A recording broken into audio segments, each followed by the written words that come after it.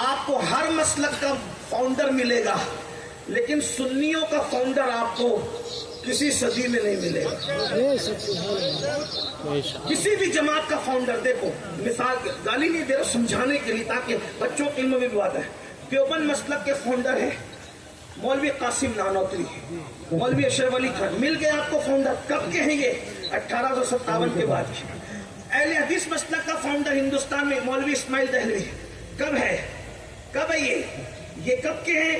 1826 کے۔ ٹھیک اسی طریقے سے قادیانیوں کا فاؤنڈر غلام احمد قادیانی، اسی طریقے سے شیعہ مسلک کا، رافضی مسلک کا فاؤنڈر عبداللہ ابن سبا، ملا کہ نہیں ملا؟ لیکن ہمارے اہل سنت کے مسلک کا فاؤنڈر غوث پاک نہیں، ممبر ہے، فاؤنڈر نہیں۔ ممبر ہے، غوث پاک بھی فاؤنڈر نہیں ہے سنیت کے، ممبر ہے۔ وجہ کیونکہ ان کے ابا بھی سنی تھے، ان کے ابا غریب نواز فاؤنڈر نہیں ہے سنیت کے، ممبر ہے کیونکہ ان کے ابا بھی سنی تھے۔ صابر پاک ممبر ہے، فاؤنڈر نہیں ہے، ان کے ابا بھی سنی تھے۔ اللہ اکبر۔ پتا چلا جب غوث پاک اس کا فاؤنڈر نہیں ہے، غریب نواز فاؤنڈر نہیں ہے، صابر پاک فاؤنڈر نہیں ہے، محبوب الہی فاؤنڈر نہیں ہے، تو اعلیٰ حضرت اس کے فاؤنڈر کیسے ہو سکتے ہیں؟ وہ تو 14ویں صدی میں ہوئے، ان کے ابا بھی سنی، ان کے دادا بھی سنی۔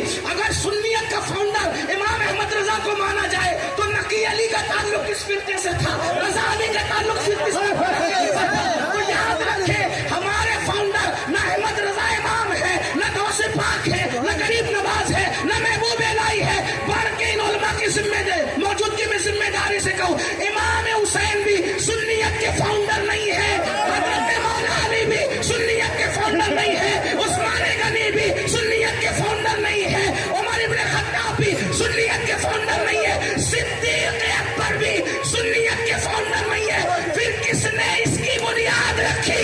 جو اسلام لے کر آیا تھا اسی محمد الرسول اللہ نے سنیت کی بنیاد دینی چاہیے۔ توجہ، حضرت آدم علیہ السلام کو شان جو دی، توجہ کیا شان دی کہ فرشتوں نے ان کو سجدہ کیا، یہ آدم علیہ السلام کی شان ہے، ٹھیک ہے۔ اب یہی شان حضور کو دی، توجہ یہی شان حضور کو، لیکن منوان نہیں دی، منوان نہیں دی، بلکہ اس کو کمال درجے پر پہنچا کر دیا۔ کیسے؟ سارے فرشتوں سے کہا سجدہ کرو، یہ آدم علیہ السلام کی شان ہے۔ لیکن ہمیں پتہ ہے، ضابطہ ہے، پڑھے لکھے لوگ ہیں کہ پہلے فرشتے سجدے میں نہیں تھے، پھر سجدے میں گئے، پھر سر اٹھا لیا۔ یعنی سجدے کا پیریڈ جو ہے وہ ایک لیمیٹڈ پیریڈ ہے، ایک محدود وقت ہے۔ پہلے نہیں تھے، پھر تھے، پھر سر اٹھا لیا۔ یعنی اگر ہم سے کوئی پوچھے سجدہ کتنا ہوا تو ہم بتا سکتے ہیں، لیکن یہ شان آدم ہے کہ وہاں فرشتوں کو جھکا دیا سجدہ کروانے کے لیے۔ لیکن جب یہی شان حضور میں رکھی تو کتنی پرموٹ کر کے اور کمال درجہ کر کے رکھی کہ ان کو سجدہ کروایا سب فرشتوں سے، اور ان پر درود پڑھوایا سب فرشتوں سے۔ یہاں سجدہ ہے، وہاں درود ہے، لیکن فرق کیا ہے؟ اللہ اکبر، یہاں سجدہ کرنے میں کروایا، خود شامل نہیں ہوا، سبحان اللہ، خود شامل نہیں ہوا، کیونکہ اس کی شان نہیں کہ وہ کسی کو سجدہ کرے، مگر وہاں درود پڑھوایا تو درود پڑھنے میں خود بھی فرما رہا ہے کہ تم اپنی حیثیت کے مطابق پڑھو، میں اپنی شان کے مطابق بھیجوں گا۔ سبحان اللہ،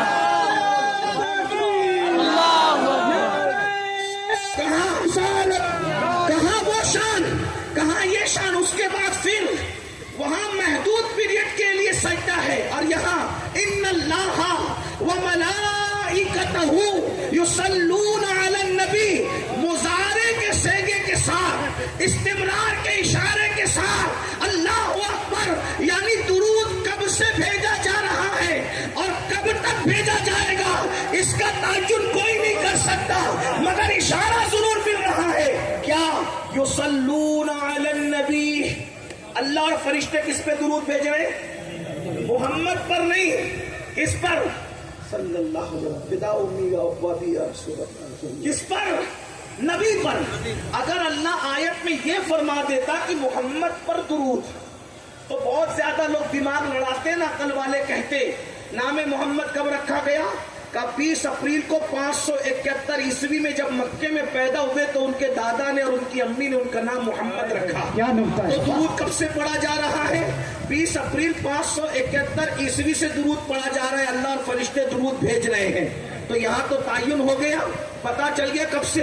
یہ بھی نہیں کہا رسول پہ درود، اس لیے کہ جب فاران کی چوٹی سے نبوت کا اعلان کیا تو تب سے رسالت کا کام شروع ہوا، تو لوگ کہتے 40 سال کی عمر تب سے درود پڑھا جا رہا ہے۔ کیا کہا؟ یصلون علی النبی، یہی تو قرآن کا معجزہ ہے جہاں سب کی عقلیں دنگ رہ جاتی ہے۔ محمد نہیں کہا، رسول نہیں کہا، بلکہ وہ محمد بھی ہے رسول بھی ہے، لیکن جب درود کی بات آئی تو کہا یصلون علی النبی، نبی پر درود۔ تو اب حضور سے پوچھا گیا یا رسول اللہ آپ کب سے نبی ہیں؟ تو فرماتے ہیں آدم جب مٹی اور پانی کے درمیان کی منزلیں طے کر رہے تھے اس وقت بھی میں نبی تھا، نبی بنا نہیں تھا بلکہ نبی تھا۔ ابھی آدم مٹی اور پانی کے درمیان کا سفر کر رہے تھے تب بھی اللہ مجھ پہ درود بھیج رہا تھا۔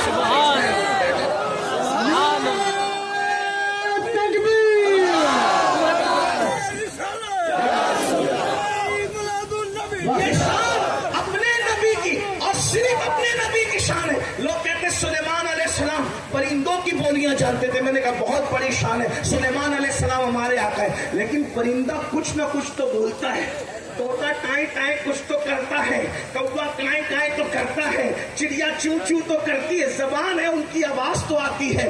سلیمان علیہ السلام پرندوں کی بولیاں جانتے تھے، لیکن یہ میرا نبی اور صرف میرا نبی ہے جس کو زبان نہیں ہے، اس پتھر کی بولی بھی حضور جانتے ہیں اور ارشاد فرماتے ہیں میں اس پتھر کو ابھی تک پہچانتا ہوں جو اعلان نبوت سے پہلے مجھ پہ درود و سلام پڑھا کرتا تھا۔ اندازہ فرمائے پتھر کو کسی نے سنا، بتائے سنا، سائنس اتنی ترقی کر رہی، سنا، وہ اپنا نبی ہے جو پتھر کی بولی سنتا ہے۔ لیکن ایک بات یہاں اور عرض کر دوں، ارے جب حجر درود پڑھ کے نبی کی بارگاہ میں اپنی پہچان بنا سکتا ہے تو کیا بشر درود پڑھ کے نبی کی بارگاہ میں اپنی پہچان نہیں بنا سکتا؟ درود کرنے میں اس پتھر کو ابھی بھی پہچانتا ہوں جو مجھ پہ درود پڑھتا تھا، یعنی اس کا مطلب جو درود پڑھے حضور علیہ السلام اس کو پہچانتے ہیں۔ بہت طویل گفتگو کرنے کی بجائے میں آپ کے سامنے بات سمیٹنے لگا ہوں۔ ہمارے نبی ہیں ایسے، سلیمان علیہ السلام کی شان ایسی، لیکن اس سے بڑھ کر ان کی شان، یوسف علیہ السلام کی شان ایسی، اس سے بڑھ کر ان کی شان۔ دو باتیں اور سن لیں اور بات کو پھر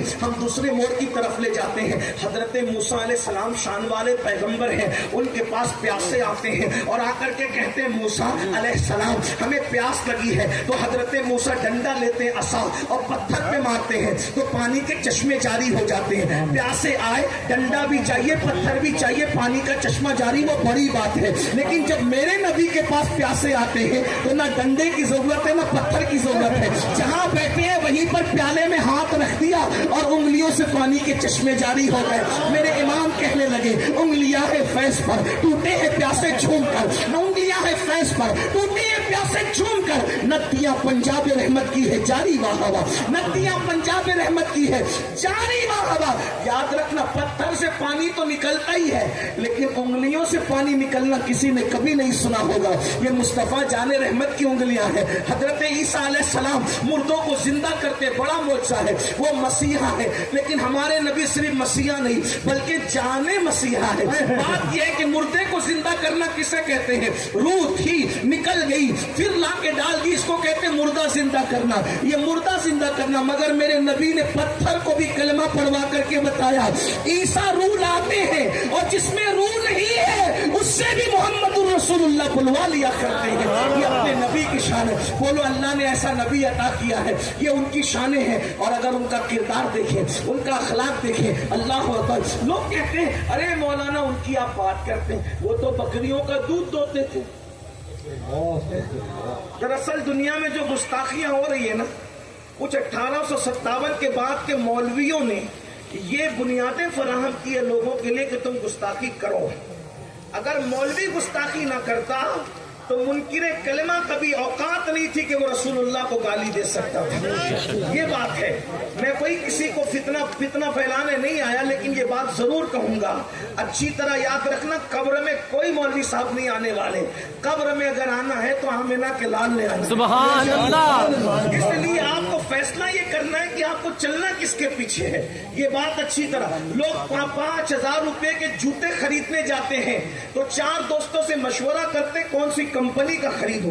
और एक बात यह भी कि लोग कंपनियों का खरीदते हैं, मोतबर कंपनियों का। जो जूते 4 महीने 6 महीने 8 महीने पहन करके फेंक देना है भंगार में और उसको रास्ते पे पड़े रहना, कचरे की कुंडी में पड़े रहना है, वो जूते खरीदने के लिए आप इतनी छानबीन करते हैं, 5,000 रुपया खर्च हो रहा है। हैरत है मुसलमानों तुम पे, जूते लेने के लिए इतना सोचते हो और अकीदा लेने के लिए कुछ भी नहीं सोचते। कहते मौलाना सब चलता है, मौलाना सब चलता है। अरे जूते रास्ते में जो वो पुराने होकर के फेंके जाएंगे, लेकिन जो अकीदा तुम्हें जन्नत तक ले जाएगा उसके बारे में सोचो।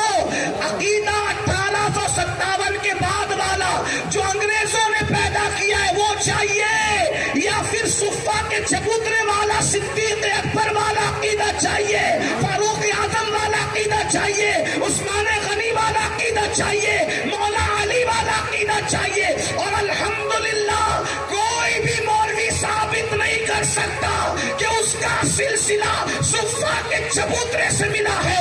ये शरफ सिर्फ और सिर्फ अल्लाह ने अहले सुन्नत व जमात को अता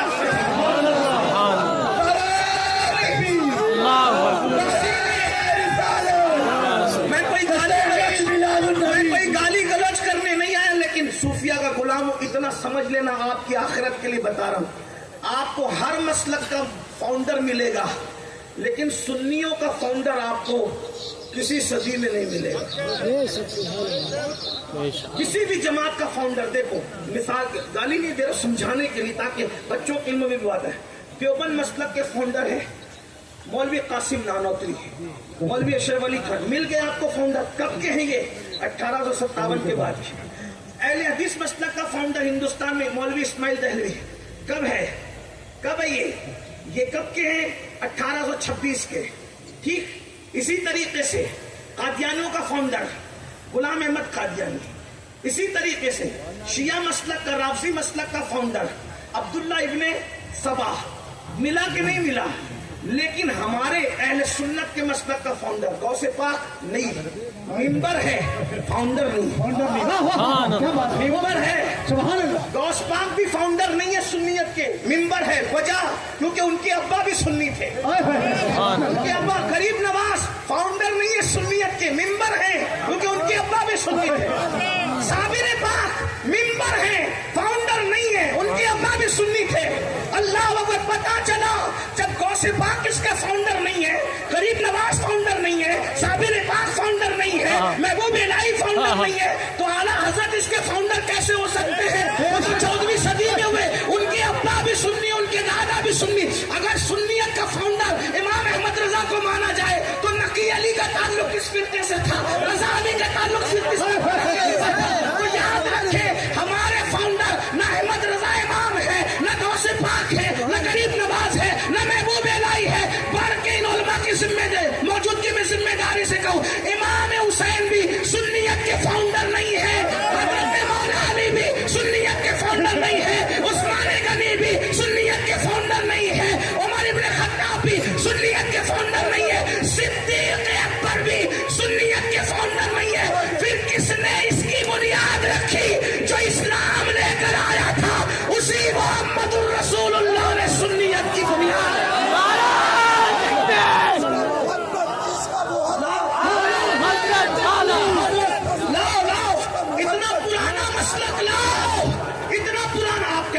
हुजूर ने कैसे बुनियाद रखी? कहा माना अलैहि व साहबी, जिस पर मैं और मेरे साहबा, यही कहकर तो बुनियाद रखी सुन्नियत की। माना अलैहि से मुराद सुन्नत और असहाबी से मुराद जमात। अहले सुन्नत व जमात का ऐलान हुजूर कर रहे हैं। सुभान अल्लाह। इसीलिए देखो जो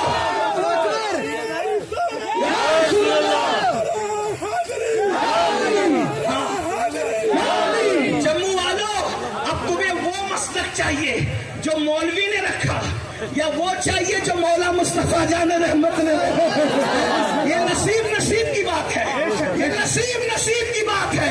کوئی عیب دار والوں کے پیچھے چلتا ہے اور کوئی بے عیب کو اپنا امام مانتا ہے، یہ نصیب کی بات ہے۔ فیصلہ لوگ خود کریں، ہمارا کام پہنچانا ہے، ہمارا کام مسلط کرنا نہیں ہے، ہمارا کام زبردستی کرنا نہیں ہے، لیکن اتنا ضرور ہے جس کا جو عقیدہ مولوی نے بتایا گارنٹی نہیں ہے کہ جنت تک لے جائے گا، لیکن جو عقیدہ مولا مصطفیٰ جان رحمت نے بتایا پورا یقین ہے۔ بلکہ کتنا یقین، ہمیں اپنی ماں کا بیٹا ہونے پہ جتنا یقین ہے، ماں کا بیٹا ہونے پہ جتنا یقین ہے، ماں کا بیٹا ہونے پہ جتنا یقین ہے، اس سے زیادہ محمد الرسول اللہ کی سچائی پر یقین ہے۔